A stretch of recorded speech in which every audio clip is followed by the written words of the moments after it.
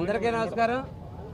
ఈరోజు తెలుగుదేశం, జనసేన, భారతీయ జనతా పార్టీ యొక్క ఉమ్మడి అభ్యర్థిగా నేను కాకినాడ రూరల్ నామినేషన్ వేయడం జరిగింది. దానికి పెద్ద ఎత్తున ఈ మూడు పార్టీలకు చెందినటువంటి కేడరే కాకుండా ప్రజలు, సామాన్య ప్రజలు, సాధారణంగా రాజకీయ పార్టీలకు చెందిన నాయకులు వస్తారు, రాజకీయ పార్టీలకు చెందిన కార్యకర్తలు వస్తుంటారు మనం ఎప్పుడన్నా నామినేషన్ వేస్తే. కానీ ఈసారి సామాన్య ప్రజలు భారీ ఎత్తున ఈ నామినేషన్లో పాల్గొనడం జరిగింది. ఈ నామినేషన్ మాకు సగం విజయంగా ఇవ్వాలనిపిస్తూ ఉంది. ఎందుకు ఇంత పెద్ద ఎత్తున సామాన్య ప్రజలు బయటకు వచ్చారు అంటే దాని అర్థం ఈ ప్రభుత్వాన్ని మార్చిపోతూ ఉన్నారు అర్థం చాలా క్లియర్గా కనపడుతూ ఉంది. ఎందుకంటే చాలా విసిగిపోయి ఉన్నారు ఈ ప్రభుత్వం మీద ప్రతి ఒక్కరూ. ఆ విసుగుదలంతా ఇవాళ మా యొక్క ఊరేగింపులో రావడం జరిగింది. కాబట్టి ఖచ్చితంగా రేపు మేము కాకినాడ రూరల్ ఉమ్మడి అభ్యర్థిగా నేను కొడతా ఉన్నాను.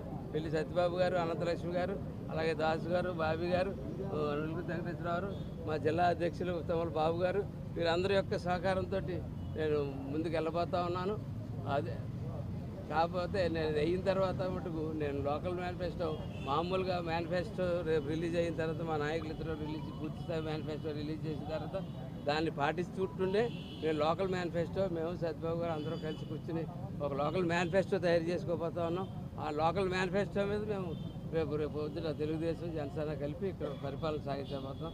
ప్రతి తెలుగుదేశం కార్యకర్త, ప్రతి జనసేన కార్యకర్త, ప్రతి బీజేపీ కార్యకర్త కూడా రేపు మేము పరిపాలన వచ్చిన తర్వాత గుర్తింపు పడతారు. ప్రతి ఒక్కరికి కూడా సమాన న్యాయంతో మేము చూడబోతా ఉన్నాం. అట్లాగే రేపు లోకల్ మేనిఫెస్టోలో ప్రధానమైన అంశం మౌలిక సదుపాయాలు. ఈవేళ ఈ రాష్ట్రంలో పరిస్థితి ప్రజలు ఏమి అడుక్కోవట్లేదు, ఏమి అది కావాలి ఇది కావాలి ఉత్తమ కోరికలు లేవు. ప్రజలకు ఒకటే కోరిక ఇవ్వాలి, నా ఇంటికి రోడ్డు, నా ఇంటి దగ్గర కాలువ, నా సెప్టిక్ ట్యాంక్లో నీరు బయటికి వెళ్ళాలా, అది ఎంత దారుణం, ఆ నీరు బయటికి వెళ్ళాలా, ఆ కాలువ క్లీన్ చేసి మనిషి కావాలా, ఈది చివరి దీపాలు కావాలా, దోమల మందు కొట్టాలా, తగిన మంచినీరు ఇవ్వాలా. ఈ ప్రజలు అడుక్కునే పరిస్థితికి ఈ ప్రభుత్వం తీసుకొచ్చేసింది. కాబట్టి ఆ మౌలిక సదుపాయాలు ఫస్ట్ ఎజెండాగా పెట్టుకోవడం జరుగుతుంది. పెట్టుకుని ఆ తర్వాత మిగిలిన మేనిఫెస్టోని ముందుకు తీసుకెళ్తామని తెలియజేస్తూ అందరికీ నమస్కారం. మేము సంసిద్ధం, దేనికి సిద్ధం? మౌలిక సదుపాయాలు చంపేయడానిక? ఎవరికి రోడ్డు వేయినందుకు సిద్ధమా, ఎగిపోవడానికి సిద్ధమా? ఎవరికి కాలంలో ఓడ్చకుండా ఉండడానికి సిద్ధమా? ఎవరింటికి సరైన మంచినీళ్ళు ఇవ్వకుండా ఉండడానికి సిద్ధమా? దేనికి సిద్ధమని చెప్తా ఉన్నట్టు తప్ప ఇక మౌలిక సదుపాయాలు చేయమనండి. ముందు మీరు రేపు వస్తారు ప్రజలు దేనికి సిద్ధంగా ఉన్నారంటే చంద్రశేఖర్ రెడ్డి గారు, కన్నబాబు గారు, ఒకడు క్రూరంగా కనపడి వెళ్ళం, ఒకడేమో ఇలా సౌమ్యంగా కనపడి వెళ్ళం. ఈ రెండు వీళ్ళలో కలిపి ఊరిలో ఎక్కడ ఆస్తులు, ప్రైవేట్ ఆస్తులు అన్నీ కబ్జా చేసేస్తూ ఉన్నారు. అంతేకాకుండా ఓపెన్ సైట్స్ని కూడా కబ్జా చేసేస్తూ ఉన్నారు చాలా పెద్ద ఎత్తున. గంజాయి అమ్మిస్తూ ఉన్నారు. ఇవన్నిటికీ సిద్ధం. ఇవన్నీ నేను వాటికి అన్నింటికి నేను కూడా సిద్ధమని చెప్పడానికి అతను వస్తాను.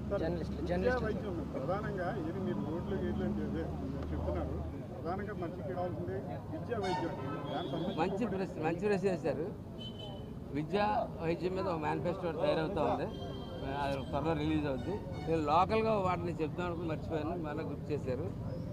లోకల్గా అయితే ప్రభుత్వ ఆసుపత్రి దగ్గర, అలాగే పెద్ద కార్పొరేట్ హాస్పిటల్ దగ్గర నేను స్వయంగా మా మూడు పార్టీల తరఫున కలిపి ఒక బృందాన్ని పెట్టబోతా ఉన్నాం.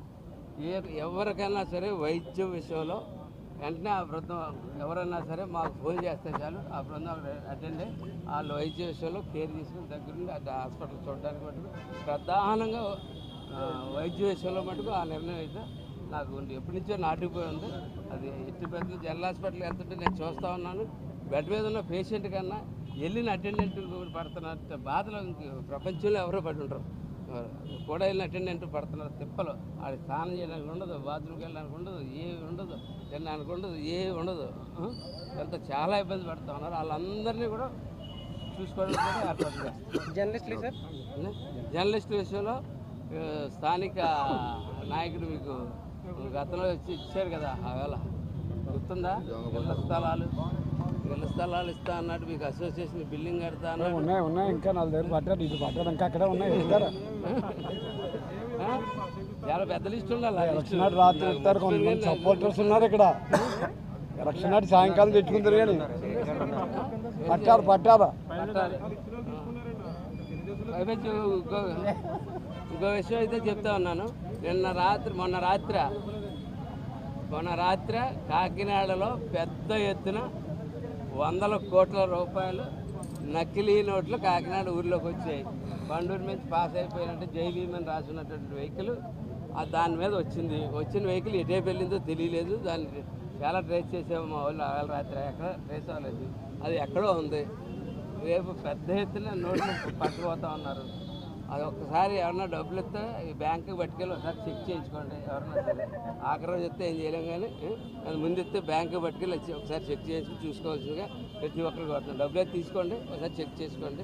ఎందుకంటే అవి మీ దగ్గర ఉంటే రేపు పొద్దుట ఈ ప్రభుత్వం వచ్చిన తర్వాత ఆ నోట్లతో మీ మీద కేసులు కడతారు. అలాంటి రకాలు ఇల్లు నుంచి ఏం పడుతుంది. సాయంత్రం ఒకసారి అడిగితే అన్నీ వచ్చేస్తాయి మీకు. అది పడిన పడలేదని చెప్తాం.